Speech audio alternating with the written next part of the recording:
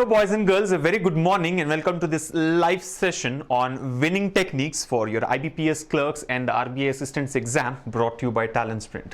I hope all of you are healthy and your preparation for these exams, the upcoming bank and other competitive exams is in high gear.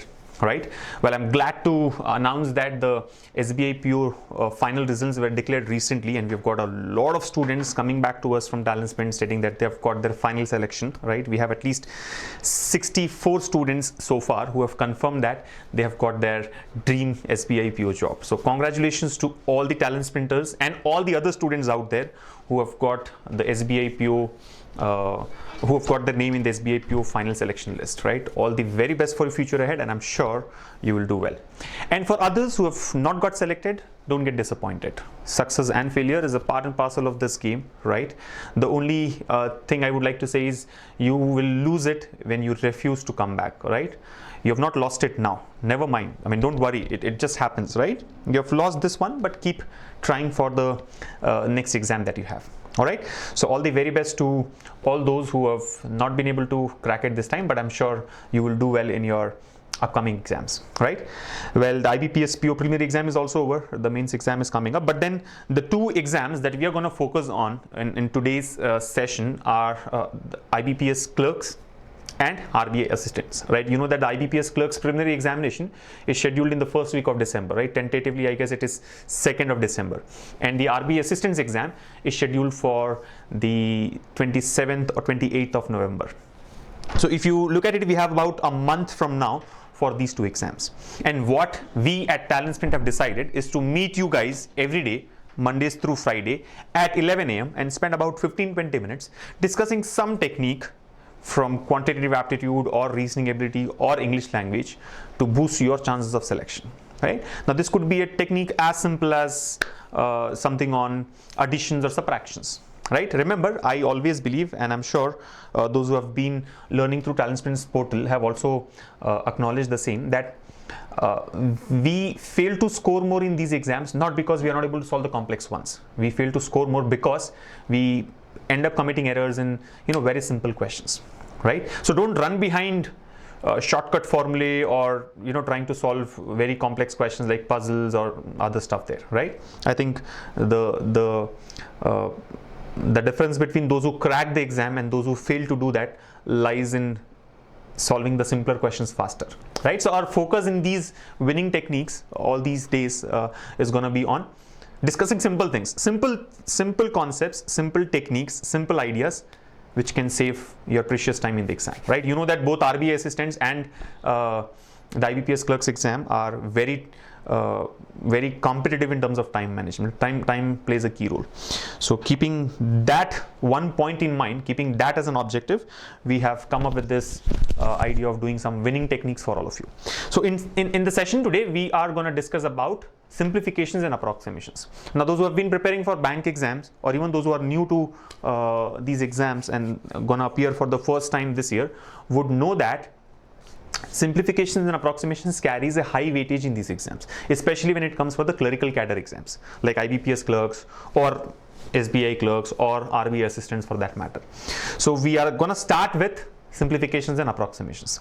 Now all I'm going to do in the next 10-15 minutes is to take up one or two questions maybe and discuss some concepts. Most of you must be aware of these concepts already. But then it will be a kind of refresher for you, right? You'll be able to revise that concept again. And those who are new, those who find it to be new, have to practice a lot. Remember, it's just about practice. The more you practice, the easier it gets. These two topics together, simplifications and approximation, carry a weightage of 5 to 10 marks, minimum 5 and up to 10-15 marks sometimes.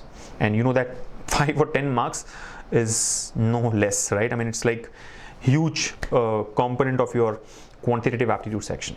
All right, so leave no stone unturned, practice every day, right? Simplifications and approximations is one topic where you have to practice almost every day, right? Spend 15-20 minutes solving some questions from these two areas, okay? But anyway, what I'm going to do today is discuss, like I said, one or two questions and touch base on some concepts. There are very important and useful techniques like unit digit method, digital root method, approximation method, elimination method, which can help you arrive at the answers faster, okay? So let's try and discuss as many of these techniques possible through the next through the next question that we're going to solve, right? The one question that we're going to solve. And if you want to learn more, you have a lot of videos available on our YouTube channel. You can subscribe to our channel and get access to all these videos and also get notified about all the live sessions. And yes, you can also look at our online programs for a comprehensive and full-fledged preparation. Okay, visit TalentSprint.com. Now, let me present the first question to you all, and I think the only question that we're going to discuss today, right? We'll try and cover a lot of techniques here in this one simple question. I'm sure all of you will get the answer. All of you will get the right answer, but what matters is how quickly do you arrive at the answer. So let's get started. The first, or I would say the only question for the session today is on your screens now. Now this is on simplifications basically. It says what should come, look at it, what should come in place of question mark in the following question. A very simple question, and you do get such questions in the exam. So it says 547 times 11 plus 644 times 25 plus 72 times 50 plus 89 times 101 is equal to what? Look at the options: 30,026, 34,706, 25,004, 32,015 and 22,129. Now you have about 45 seconds in the exam, but here I would give you about a minute or maybe a little more than that. Try and get the right answer. Your clock starts now. You can apply various techniques and see which one works best for you, right?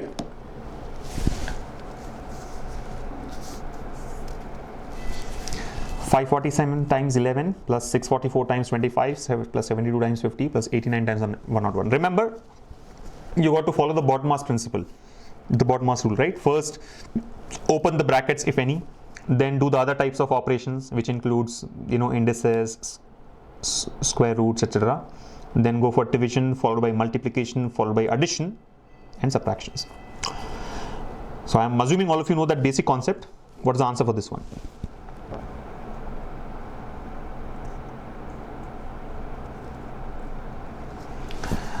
We'll solve this one question and then I'll take up a few questions, few general questions from all of you, right? See, the idea here is not to solve more and more questions. That you should do it yourself. The idea is to just remind you about important topics and important concepts. So option 2 is what most of you have marked, 34,706. Yeah, 34706. Good. Answers have started coming in, and I'm glad that all of you have got 34706. I assume that's the correct answer. Yeah. 4 terms. You just have to do 4 multiplications and then add all these terms to arrive at the answer.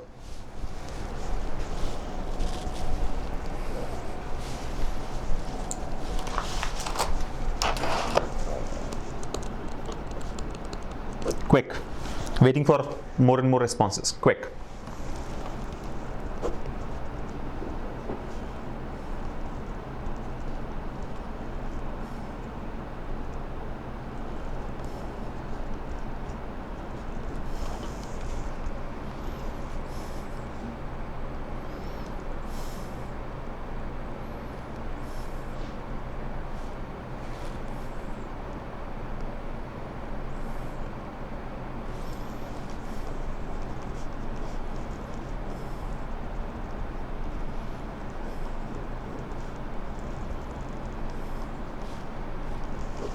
Correct?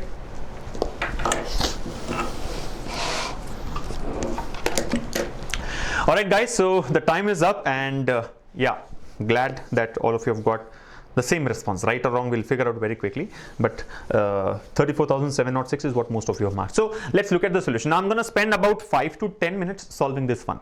But that does not mean that you would need 5-10 minutes in the exam, right? Remember, I am explaining you the solution with various techniques, okay? So keeping that in mind, don't get misled assuming that it's a time-consuming question, right? Believe me, you can actually crack this in 45 seconds. So let's quickly look at the various ways in which the simplification can be done, right? Here we go. So the question is on your screens again. Yeah, the same question. Let's take up the solution now. So what should come in place of the question mark in the following question? Now you see that the question here is a simple expression which reads 547 into 11 plus 644 into 25 plus 72 into 50 plus 89 into 101 is equal to question mark, right? Options have been given to you.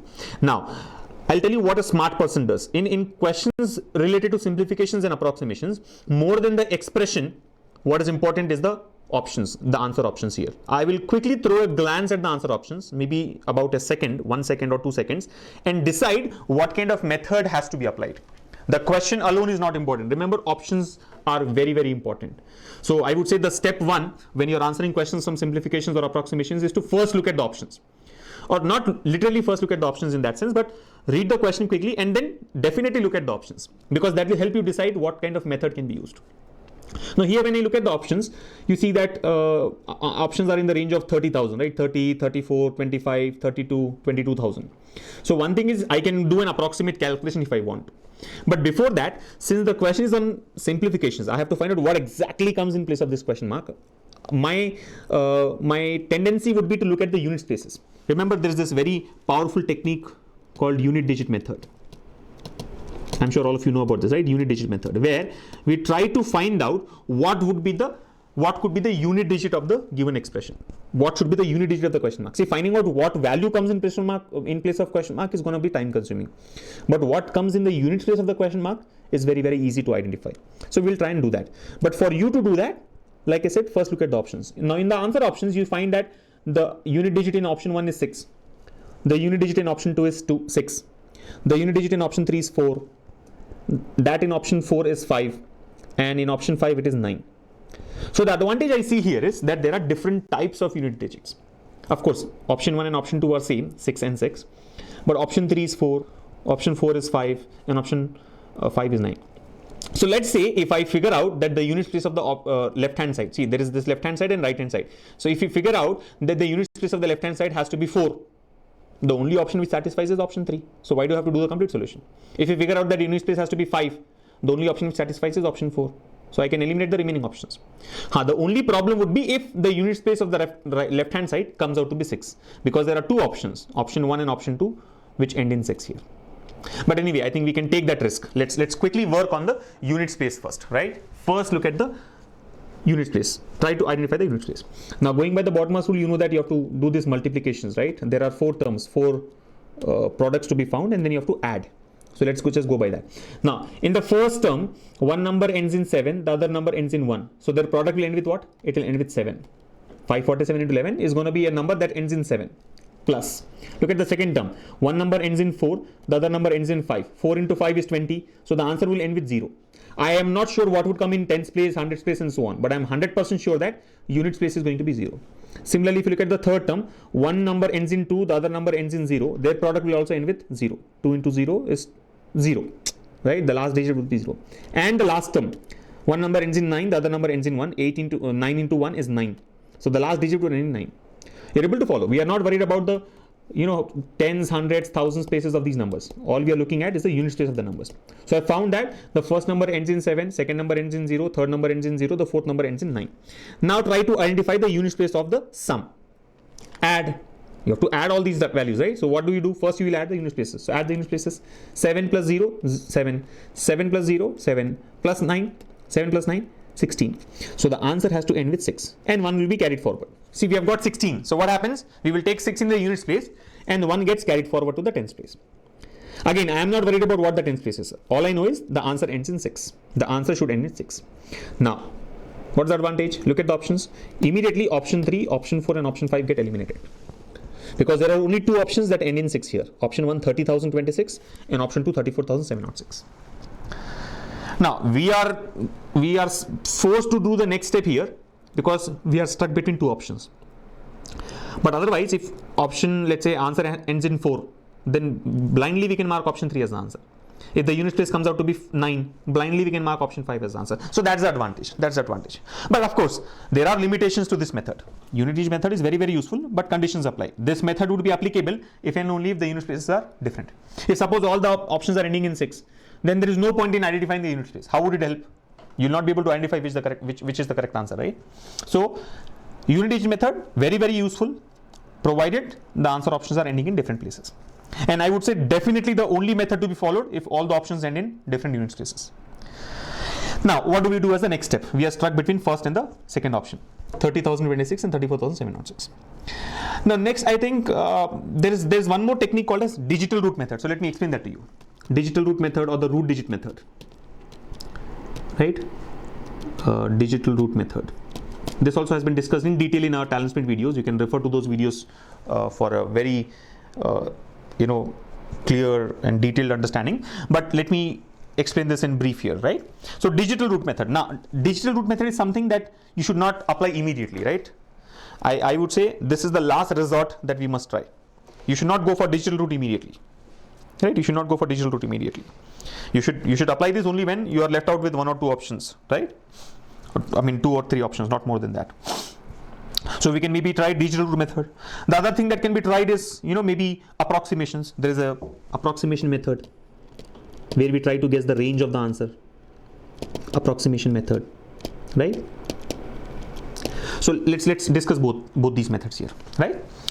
Now see, I may not know what the exact answer is, but we can try and gauge what the range would be for this expression here. First answer is 30,000 approximately. Second answer is 34,000 or 35,000 approximately. So 30,000 and 35,000, there is a big difference, right? So if I do a near precise calculation here for the 4 terms, I may be able to establish if the answer is closer to 30,000 or the answer is closer to 34,000. If the answer is closer to 30,000, option 1 should be the answer. If you think answer has to be closer to 35,000, then you can mark option 2 as the answer. So we have already verified unidigit method. Let's look at approximation method first. Let's look at approximation method next, right? Approximation method. We'll check only first and second option, between first and second option. So what are the terms? 547 into 11, 644 into 25, 72 into 50. In fact, in all these products can be done very accurately in about 3 to 4 seconds, right? You don't have to really spend so much of time. But let's understand what happens. Now 547 into 11, that's like 550 into 11, approximately 550 into 11, right? 550 into 11, 550 into 10 is 5,500 plus 550.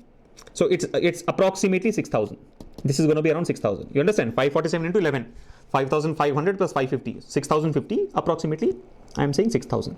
Look at the next term. 644 into 25. So 644, let's say, is like 650, roughly 650. 650 into 20. So 13,000, and then another 3,250. So around 16,250. You are able to follow 16.25k. You're getting it? You have to very quickly do this approximate calculation, right? 64,000 into 644 into 25, right? You can also do 1/4 and multiply by 100, but that we will discuss later. 644 into 25, I can say 650 into 20. 650 into 10 is 6,500. Into 20 will be 13,000. And then 650 into 5. If 650 into 10, you look at this. This is what should happen very rapidly in your brain. If 650 into 10 is 6,500, 650 into 20 will be 6,500 into 2, which is 13,000, right? No brainer. Very easy to calculate. Now 650 into 5 is what we need. Into 20 we have got, into 5 we need. Into 10, if it is 6,500, then this should be 6,500 by 2. That is like 3,250. So it is going to be around 13,000 plus 3,250, right? Around 16,250. So that is the reason I said this is 16.25. All this has to happen mentally, right? Not on paper. Very quickly again. Now 72 into 50. How do you multiply a number with 5? We have discussed this multiple times, right? Multiplication of number with 5 is very easy. Take half of the number and multiply the result with 10. Right? Take half of the number and multiply the result with 10. So 72 into 5. Half of 72 is 36 into 10, 360. If 72 into 5 is 360, 72 into 50 will be 3,600. So this is approximately 3.6. I mean, not approximately, in fact, exactly 3,600. 89 into 101. Into 101 is like into 100. 89 into 100, 8,900. So this is approximately 8,900 plus 89. So approximately 9,000. You understand? Into 101. Into 101 is like into 100 plus into 1. So 89 into 100, 8,900 plus 89 into 1, 89. 8,900 plus 89 is very close to 9,000. Now if you quickly sum this up, 6,000, 16.25 thousand, 3.6 thousand and 9,000, you'll be able to figure out if it is going to be close to 30 or close to 35,000. Do that. See, 6,000 plus 16,000, 22,000. 22,000 plus, let's say this is like 3,000, 25,000. 25,000 plus 9,000. We have already come to 34,000. Even if you forget about the decimals here, 6,000 plus 16,000, 22,000 plus 3,000, 25,000 plus 9,000, 34,000. Yes, answer is definitely exceeding 30,000, right? And way ahead of 30,000. So only option left out is option 2. So now I can say option 2 is the answer. We were stuck between 1 and 2, but by this approximation, we are able to find out that answer is close to 34,000. In fact, the same approximation method could have been applied even before unit-digit method. You understand? Even if you had applied the approximation method in the first step itself without checking for unit places, we would have got the same thing, that the answer should be close to 34,000, and the only option which is close to 34,000 here is option 2. But then, you know, human tendency. First, we will like to apply unit-digit method always because it is easier to apply. And the advantage here is, by any chance, if let's say unit place comes out to be 4 or 5 or 9, we don't even have to worry about approximation. You understand what I'm saying? Which method you apply depends on that situation there, right? Some of you can argue that I am better off applying approximation method in the first step itself, because in the first step itself I'll find out that range is 34, so option 2 is the answer.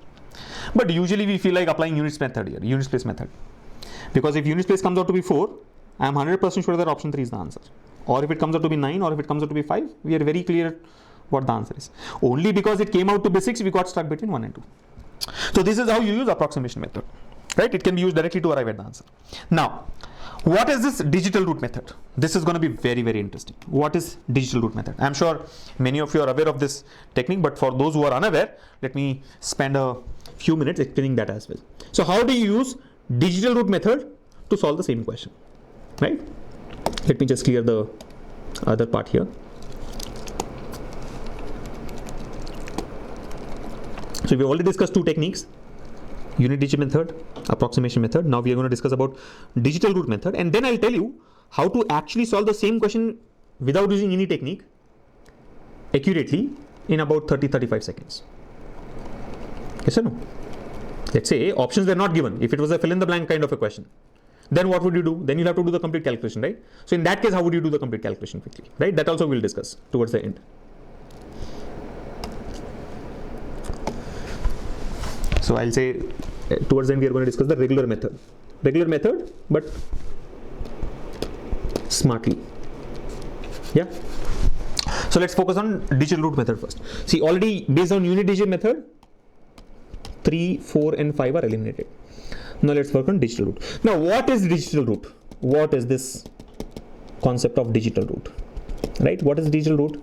See, digital root in simple words, I will say is like that lucky number concept that many of us follow, right? I'll come on the video to explain this, right? What is digital root? See, digital root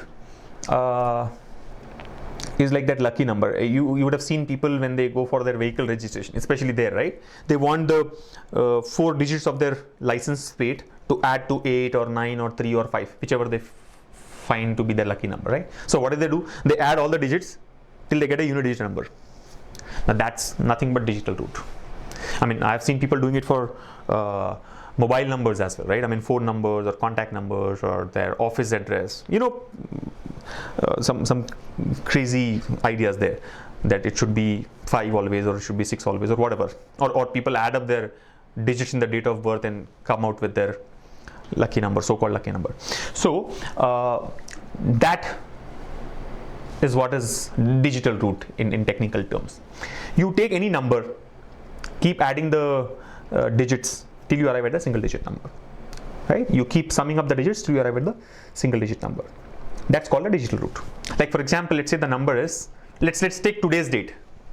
What is the digital root for today's date? Today's date is 30th October 2017. So what are the digits? 30102017. So can you tell me what is the digital root for today's date? 30102017. Keep adding the digits. 3 plus 0 plus 2 plus, no sorry, 3010, right? Yeah, so 3 plus 0 plus 1 plus 0 plus 2 plus 0 plus 1 plus 7. Add all the digits. You may get a 2-digit number. Again add the 2 digits. If you get a 3-digit number, again add the 3 digits till you arrive at a single digit number. I mean, keep following the same process till you get a single digit number. So what will it be? 30102017. 30102017. So 3 plus 0 is 3. 1 plus 0 is 1. So 3 plus 1, 4, right? We have got 4 so far. Plus 2. You're getting it? We are adding digit by digit. 3 plus 0, 3. Plus 1, 4. Plus 0, 4. Plus 2, 6. Plus 0, 6. Plus 1, 7. Plus 7, 14. Now we have got 14. We have got 14, right? 14.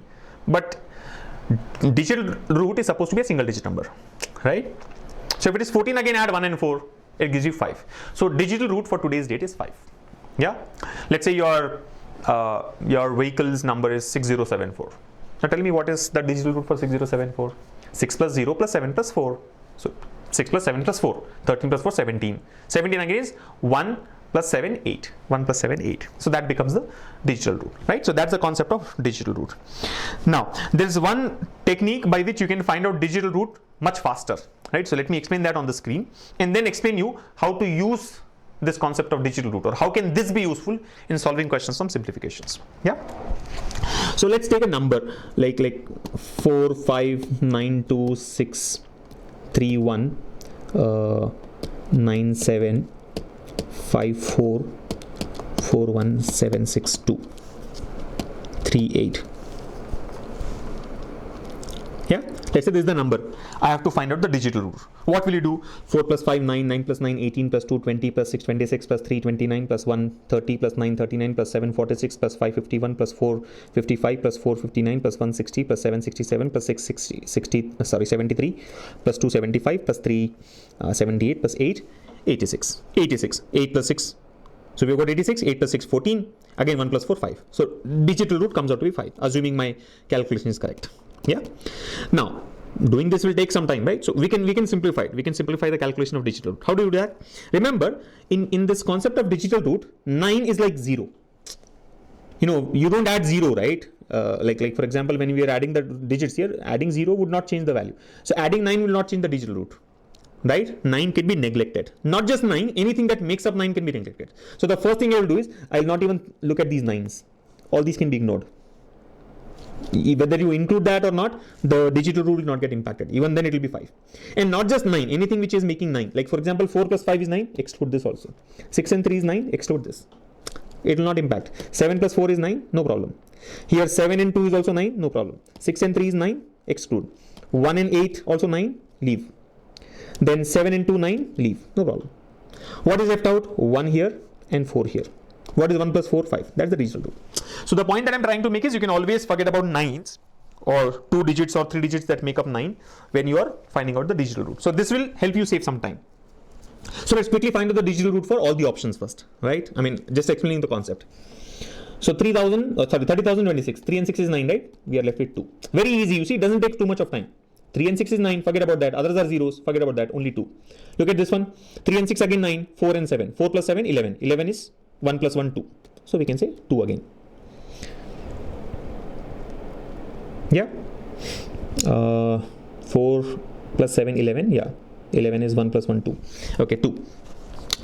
And then there is one more point here. Like for example, when you are when you look at 34706, 34706. Again, I think in this particular question, digital root also is not going to help us. That method is not going to help us. But let me anyway continue to explain the process.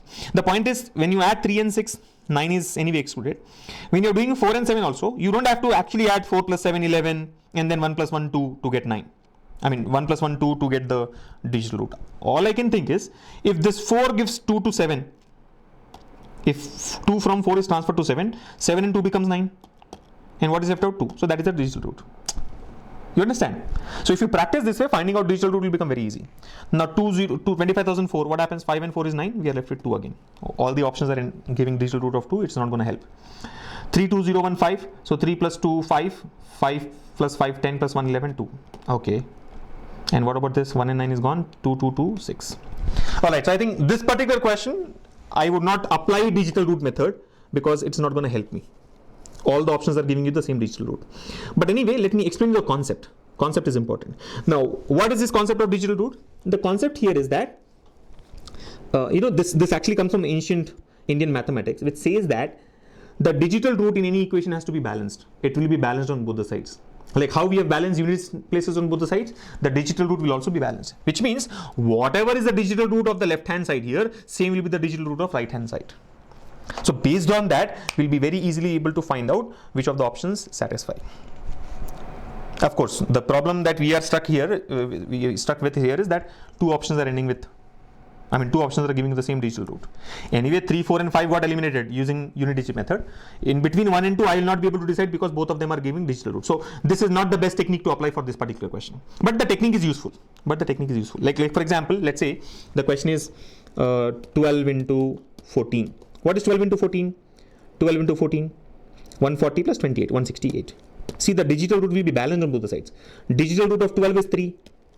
Digital root of 14 is 5. So 3 into 5. What is 3 into 5? 15.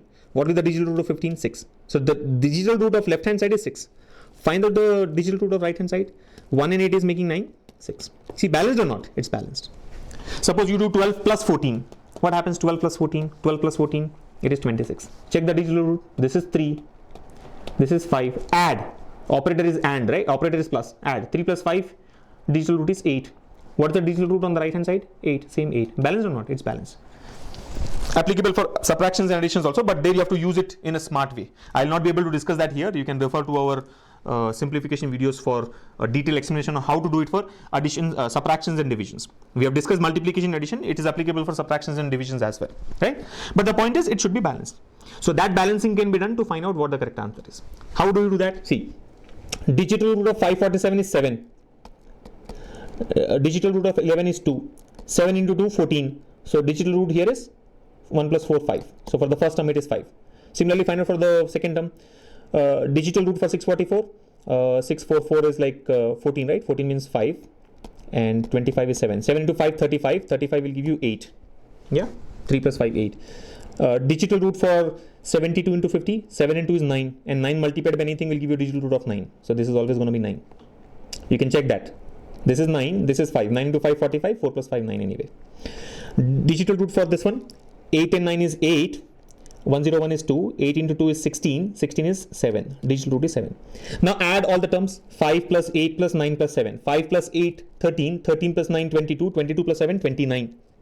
5 plus 8, 13. 13 plus 9. 13 plus 9 is 22. 22 plus 7, 29. Overall, sum comes out to be 29 of the digital root. But again, 29's digital root is what? 2 plus 9, 11.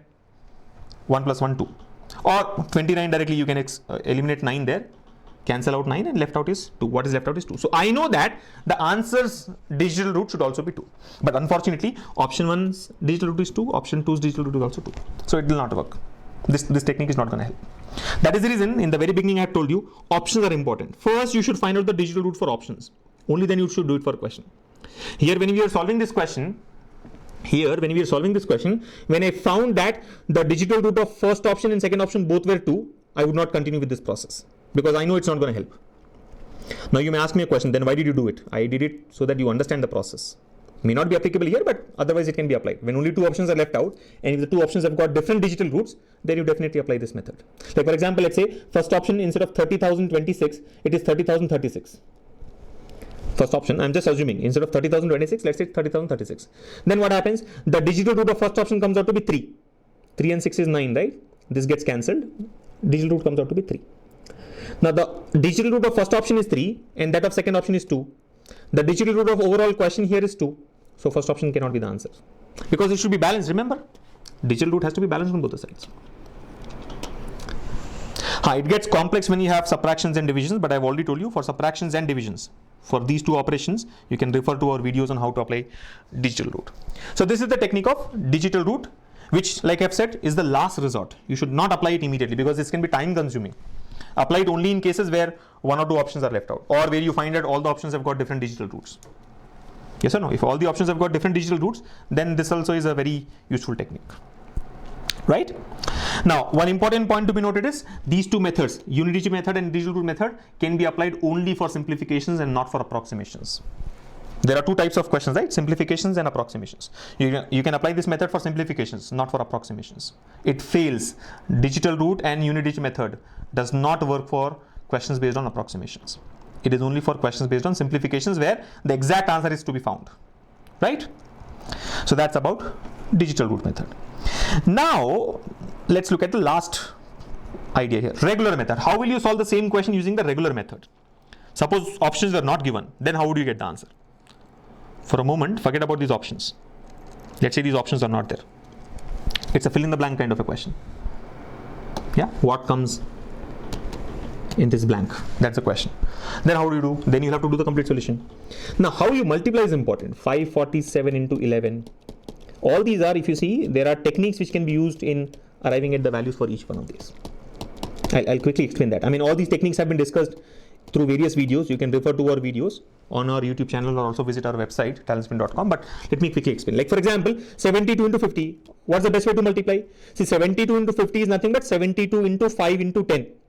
Now, how do you multiply a number with 5? This is one of the speed math techniques that we have discussed. How to multiply a number with 5? Multiplication with 5 is like half into 10. Half of 72 is 36 into 10, 360. So 72 into 5 is 360. If 72 into 5 is 360, 72 into 50 will be 3600. Next, 89 into 101. No brainer. 101 is not 101. Split and merge. 101 should be taken as 100 plus 1. So 89 into 100, 8900. 89 into 1, 89. 8900 plus 89, 8989. Yes or no? 89 into 100 plus 89 into 1. So 8900 plus 89. So 8989. How do you do this into 25? Now this also is a speed math technique. This is one speed math technique. This is another speed math technique. Split and merge.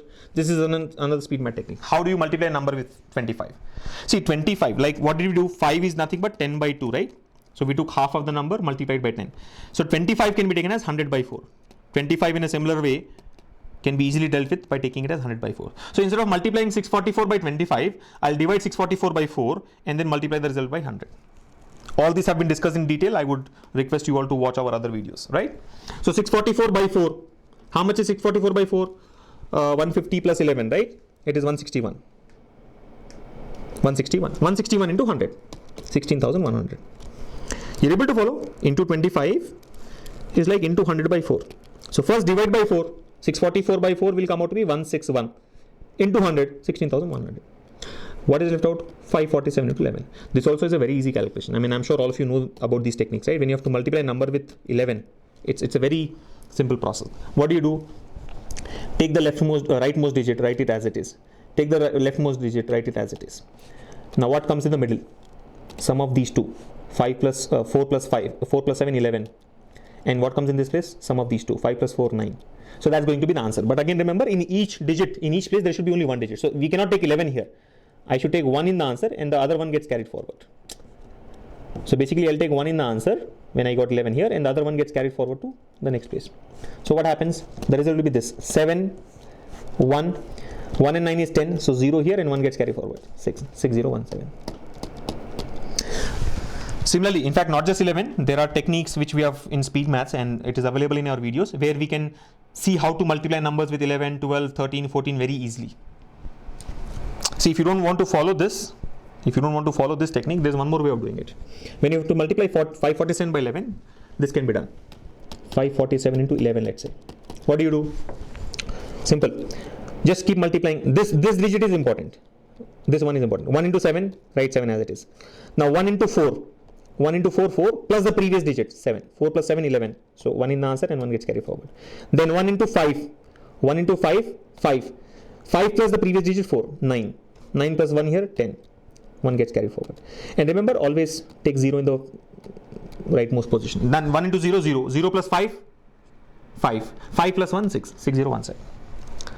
I know not everybody has followed this so easily, but like I said, detailed explanation is there. I'm running short on time, so I'll have to close it here. But the idea is that, you keep multiplying with one digit at a time and add the previous digit. So 1 into 7, 7. Then 1 into 4, 4 plus 7, 11. So 1 in the answer and 11, 1 gets carried forward. Then 1 into 5, 5 plus the previous digit, 4. 5 plus 4, 9. But there was 1 in the carry here, right? So 9 plus 1, 10. So 10, 0 in the answer, 1 gets carried forward. And then always take a 0 here before the number and do that last step. So 1 into 0, 0 plus 5, 5. 5 plus that 1 carry forward makes it 6. Similarly, let's say you have to do with 12. The same process has to be followed. Let's say instead of 1, if you have 2 here, 547 into 12. The same process has to be followed. Let me just explain that also to you. 547 into 12. What do you do? This time, this digit is important. This 10 is not important. This 2 is important. What do you do? 2 into 7, 14. 4 in the answer, 1 gets carried forward. Now 2 into 4, 8. 2 into 4, 8. We have multiplied 2 with 7 first.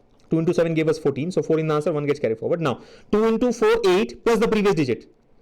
2 into 4, 8 plus previous digit, 7. 8 plus 7, 15. 15 plus 1 here.